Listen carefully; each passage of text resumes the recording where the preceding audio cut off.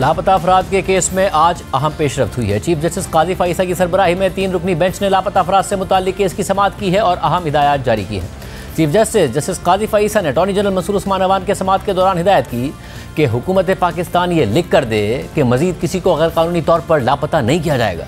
Chief justice की सरबराही में justice Mohammad Ali मजहर और जस्टिस मुसर्रत हिलाली पर मुश्तमिल 3 रुकनी बेंच ने आज केस की समाअत शुरू की तो दरख्वास्त गुजार एतजाज एहसन के वकील शुएब शाहीन अदालत में पेश हुए और उन्होंने अपने दलाइल में फैजाबाद धरना केस के फैसले का हवाला दिया। तो चीफ जस्टिस काजी फाइसा ने शुएब शाहीन को फैजाबाद धरना केस फैसले का पैराग्राफ नंबर 53 पढ़ने की हिदायत की और कहा कि फैजाबाद धरना फैसले का वो हिस्सा बताएं जो बलोच धरने के शुरा पर लागू होता है। हैरान हूँ कि आप फैजाबाद धरना फैसले का हवाला दे रहे हैं।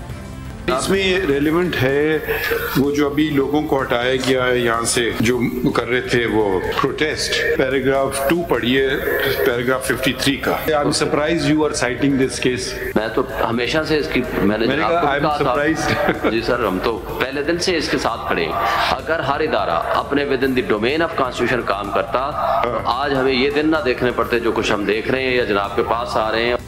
शुएब शाहीन ने इमरान रियाज खान से मुताल्लिक कहा कि अगर अदालत उन्हें सिक्योरिटी दे तो वो आने पर तैयार हैं। इसके बाद चीफ जस्टिस ने सहाफ़ी मतीउल्लाह जान की मिसाल दी और रिमार्क दिए कि कल तो आप मतीउल्लाह जान का नाम नहीं ले रहे थे, आज उनका हवाला दे रहे हैं। मतीउल्लाह जान वाक़ई की वीडियो रिकॉर्ड हो गई थी जिस वजह से उन्हें रिहा करना पड़ा। अफसार आलम ने हिम्मत पकड़ी और अदालत में खुद आकर बात की। कल तो आप मतीउल्लाह जान वाला केस नहीं बता रहे थे, आज आप जजमेंट साइट कर रहे हैं। मैं तो ये चाह रहा था, वहाँ तक पहुँचा नहीं था कि हुकूमत में कौन था, पहुँचा नहीं था वहाँ तक। दूसरी बात है कि मैंने कहा ये जिम्मेदारी फिर आप हुकूमत जिसकी थी उन्होंने ये जिम्मेदारी कबूल की।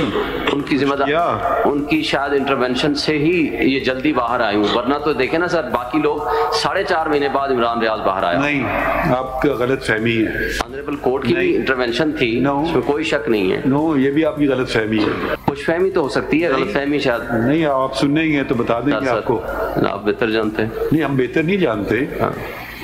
ये गलत फहमी या खुश फहमी या जो भी बात है ये हो गई थी रिकॉर्ड। कैमरा लगा हुआ था जी, उसका रेफरेंस है जी। CCTV footage. शायद कुछ और नतीजा ना निकलता। वो कहते हैं ना, अंग्रेजी में कहते हैं you caught with your hand in the cookie jar, तो आप वो फंस गए थे। सर इमरान रियाज वाले केस में भी फुटेज लगा हुआ था। Please don't take the credit. 2 minute का केस ये सॉल्व होता था 2 मिनट में। नहीं, देखिए, या तो डर लगे या हुकूमत चला लें या फिर बस ऐशो कर लें। हर चीज़ें हमारे पे आप डाल देते हैं कोर्टों पे। ये केस 2 मिनट का सॉल्व करने का केस था। अच्छा, ओहो, तुमने उठा लिया सबके सामने, दुनिया ने देख लिया। नहीं, बंदे को छोड़ दो।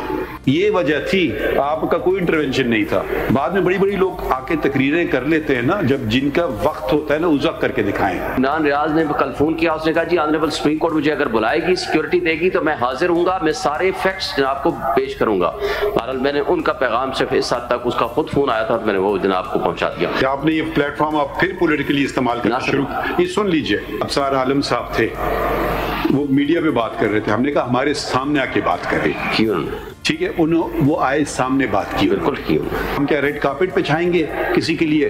अगर मुझे अदालत बुलाएगी, कमाल है, आप उनका नाम इस्तेमाल कर रहे हैं। हम तो उनको ना बुलाना चाहते हैं ना उनका नाम इस्तेमाल करना चाह रहे हैं। हमारे पास क्या कोई फौज खड़ी है जो हम आपको प्रोटेक्शन देंगे? ऐसे कैसे बाहर जाते हैं? उनको अभी भी प्रोटेक्शन मिली हुई है क्या? जो उसका ज़ाहिर है उतनी प्रोटेक्शन नहीं होगी। फिर बाहर जाएगा, यहाँ तो आके स्टेटमेंट दे देगा शायद वो। बहरहाल मैं उस पर मजीद कमेंट ना ही करूँ तो बेहतर है। तो शेख रशीद साहब ने आपको क्या कहा? मुझे कुछ भी नहीं कहा। जिसके एक बंदे का मुझे कॉल आई, मैं जनाब इन्फॉर्म कर दिया। किसी ने मुझे फर्दर कॉल नहीं की। बैठ के प्रेस कॉन्फ्रेंस कर लेते हैं कि हम जी फला जगह गए, आप जाके उसके खिलाफ बात करते हैं कि नहीं इनके साथ तो कुछ हुआ है। डेफिनेटली वो खुद क्यों नहीं कहती? इतने बड़े खुद उन्होंने कहा तो है, लेकिन शायद इस काबिल ना हूँ कि वो बात नहीं कर सकते। तो हमारे लिए क्या ये लोग? जब इलेक्शन हुआ था, जब उनका डिस्क्वालिफिकेशन का केस था तो वो तो आ गए कोर्ट।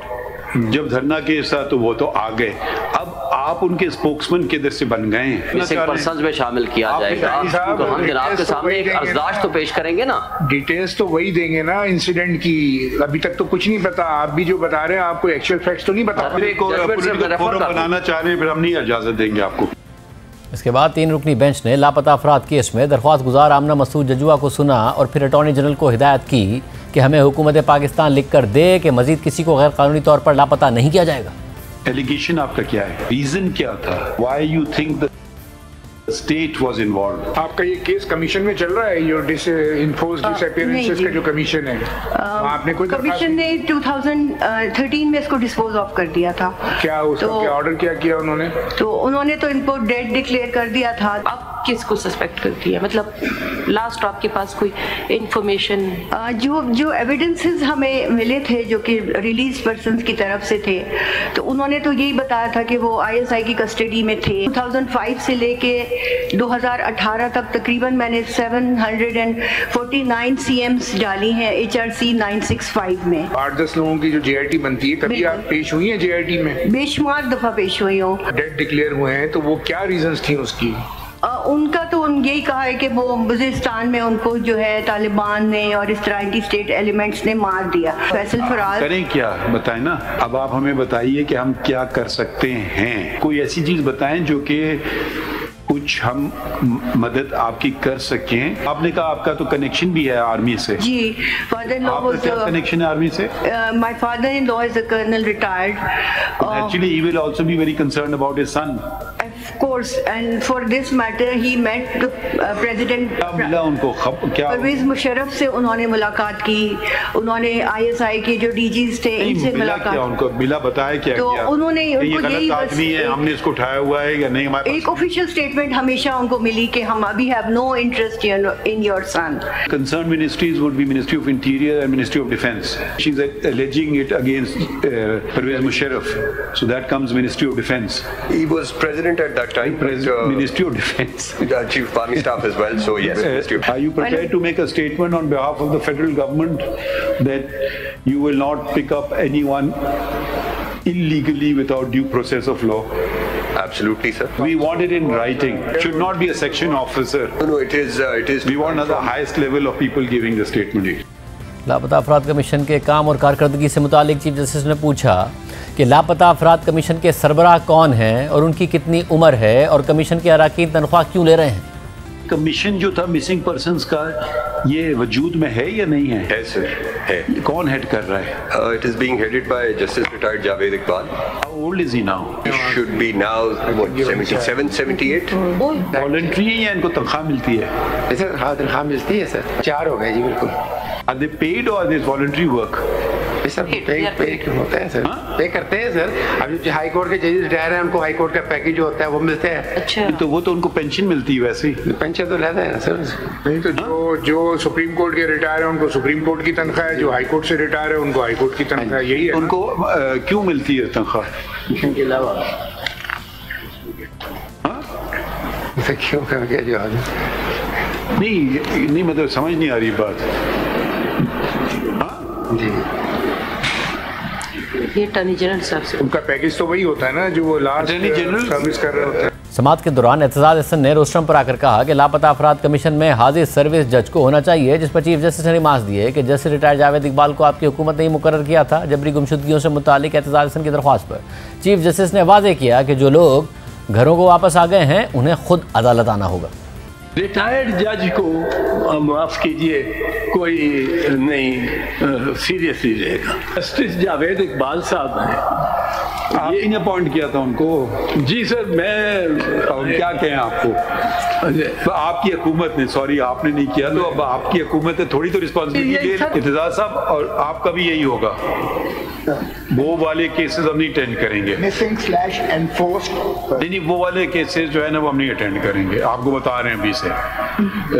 मिसिंग पर्सन पे फोकस कर रहे हैं। We are exercising jurisdiction, habeas corpus jurisdiction. If a person comes home, habeas corpus finishes. Person comes home, who picked him up, what comes up, that person is at liberty to go and do whatever he wants to. But our job ends there, and we will certainly not hear you in respect of those who are not even before us. हम चाहते नहीं है ये सारा लिखें, अगर आप चाहते हैं हम लिख देंगे। In public interest, in public interest 4 लोगों के नाम पब्लिक इंटरेस्ट में आ गए सर। 4 लोगों के नहीं है, ये 4 लोगों के आपने नाम लिखे। सुप्रीम कोर्ट ने आमना मसूद जजुआ की दरख्वास्त पर वजारत दाखिला और वजारत दिफा से जवाब तलब करते हुए कहा कि आमना मसूद जंजुआ के केस को संजीदगी से लिया जाए, रजिस्ट्रार ऑफिस एतजाज हसन की दरख्वास्त को नंबर लगाए और वफाकी हुकूमत लापता अफराद की तफसीलात पर रिपोर्ट जमा कराए। इसके अलावा आज इस्लामाबाद हाई कोर्ट में बलूच मुजाहिरीन की इस्लामाबाद पुलिस के खिलाफ दरख्वास्त पर भी समाअत हुई। जस्टिस मोहसिन अख्तर कियानी ने केस की समाअत करने के बाद नेशनल प्रेस क्लब के बाहर धरना देने वाली बलूच फैमिलीज को हटाने से रोक दिया है और इंतजामिया को हुक्म दिया है कि बलूच मुजाहिरीन को हिरासत न किया जाए। डिप्टी कमिश्नर और SSP ऑपरेशंस 5 जनवरी को ज़ाती हैसियत में इस्लामाबाद हाई कोर्ट पेश हों।